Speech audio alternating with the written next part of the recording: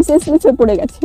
আমি যে মানুষটার জন্য অনেকের ভুল বোঝার কারণ হলাম, যে মানুষটাকে আমি শতভাগ বিশ্বাস করলাম, যে মানুষটার পাশে আমি দাঁড়ালাম, যে মানুষটার জন্য আমি যে কোনো কিছু আমি তার সাথে আমি সবসময় ছিলাম, সেই বিশ্বাস থেকে এই মানুষটা আমার সাথে এরকম করলো, তার মানে কি আমাকে কোনো কিছু নিয়ে ভুল বোঝানো হয়েছিল? শাকিব খান আমার দ্বিতীয় সন্তানকে অস্বীকার করছে। এবার ক্যামেরার সামনে কেঁদে কেঁদে ঠিক এরকমই একটি মন্তব্য করে বসলেন শবনম ইয়াসমিন বুবলি।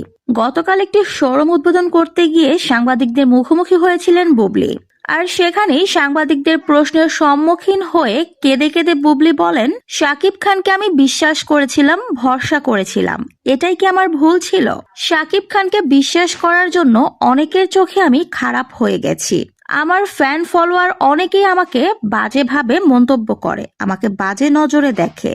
ব্যক্তি জীবনেও আমি অনেকের কাছে ছোট হয়ে গেছি। এই সব কিছুই আমি হয়েছি শুধুমাত্র শাকিব খানকে ভালোবেসে, শাকিব খানকে বিশ্বাস করে। শাকিব খানের প্রত্যেকটা কথা আমি ভরসা করেছি, বিশ্বাস করেছি। এটাই কি আমার ভুল ছিল? শাকিব খান আমাকে বলেছিল আমরা আবার সবকিছু ঠিক করে নেব, একসাথে সংসার করব। ছেলেটা বড় হচ্ছে, বাবা মা দুজনকেই তার একসাথে প্রয়োজন। আমি শাকিব খানের কথা বিশ্বাস করেছিলাম আর শাকিব খানকে সঙ্গ দিয়েছিলাম। স্বামী যে কোনো কথা বললে বাঙালি মেয়েরা একদম চোখ বন্ধ করে বিশ্বাস করে, এটাই তো স্বাভাবিক। আর সেখানে আমাকে সংসার করবে সেই কথাটা বলেছে, আমি অবিশ্বাস করি কিভাবে? এত সুন্দরভাবে আমরা মুহূর্তগুলো কাটিয়েছিলাম, যেটা আমার জন্য অনেক বড় ব্যাপার ছিল। আমার ছেলে, সেও অনেক খুশি হয়েছিল বাবা মা দুজনকে একসাথে কাছে পেয়ে।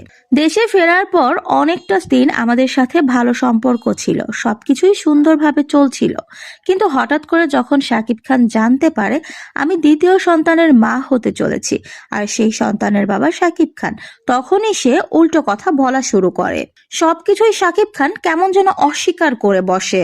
আমি আসলে এগুলো আর নিতে পারছি না, মানসিকভাবে অনেক ভেঙে পড়েছি। একই যুদ্ধ কি বারবার করা যায় আপনারা বলেন? বুবলি আরো বলেন, সন্তান তো কারো একার ইচ্ছেতে আসে না, স্বামী স্ত্রী দুজনের ইচ্ছেতেই আসে। তাহলে শাকিব খান কিভাবে সন্তানকে অস্বীকার করতে পারে? এটাই তো আমার বুঝে আসে না। তবে কি আমি শাকিব খানকে বিশ্বাস করে ভুল করেছি? এই শাকিব খানের জন্য সবার চোখে আমি খারাপ হয়েছি। আমার তো এখানে কোনো স্বার্থ ছিল না। সন্তান, সংসার সব মেয়েই চায়। আমি ভুল করেও ভাবতে পারিনি একই ঘটনার পুনরাবৃত্তি শাকিব খান আবার ঘটাতে চাইবেন। আমি কি করব, আমার কাছে আসলে দিশেহারা লাগছে। আমি বুঝতেই পারছি না আমার এই মুহূর্তে কি করা উচিত। আপনাদের সবার কাছে এটাই বলবো, সবাই আমার জন্য দোয়া করবেন, আমি যেন আমার আগামীর পথটা স্মুথলি পার করতে পারি।